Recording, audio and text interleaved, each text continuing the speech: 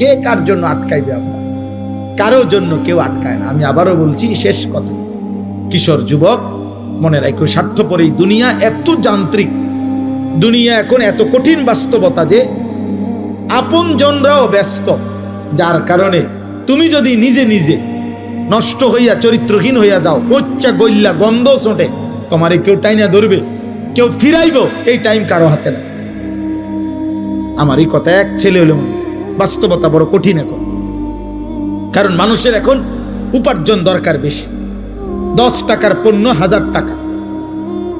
মানুষ, আমরা আগে পুরা বাড়ি, মনে করেন আমাকে মুরব্বীরাও বলবেন, আমরাও তো ছোটবেলায় দেখছি, পুরা বাড়ি বাপ চাচা জেডা প্রত্যেকের ঘরের মানুষ যদি মিলে 30 জনও হয়, 40 জনও হয়, তো পুকুরের কোনা বাথরুম নাকি ওইখানে তো পুরা বাড়িওয়ালারা গেছে না?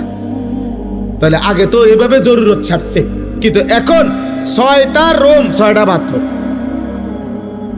কথা বলে না? 4টা রুম 4টা কি বাথরুম, প্রত্যেক রুম অ্যাটাচড বাথরুম। তাহলে এই ব্যক্তির খরচ বাইরে গেল কিনা?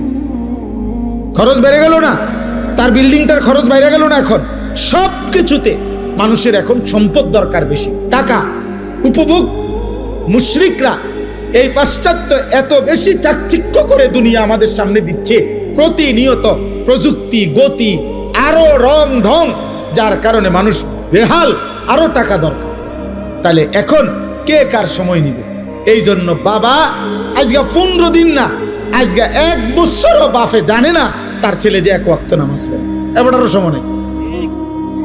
এবার এক কথা, যা টাকা লাগে তোর মার কাছে রাখিয়া গেছি, টিহা নিস, পেটের বুক লাগলে ভাত খাইয়ে যাইস।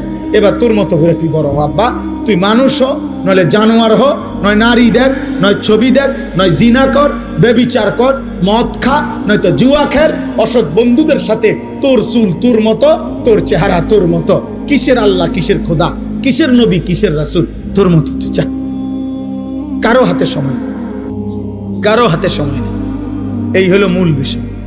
আগে আমরা মনে আছে দুপুর 2টা বাজে গেছে, নানার বাড়িতে বেড়াইতে গেছি, তো এখনো ভাত খাইতে যাই নাই, ছোট মামা আইছে, বড় মামার বড় ছেলে মামতো ভাই উনি আইছে, ছোট্ট মামতো ভাই একজন আইছে, সবাই খুঁজে দৌড়াদৌড়ি, হ্যাঁ তাড়াতাড়ি ভাত খাইতে যাইতে বলছে।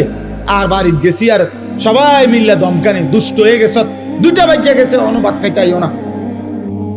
তাইলে কথার কথায় সবাই টেনে ধরছে, আজ আর টেনে ধরার কেউ নাই।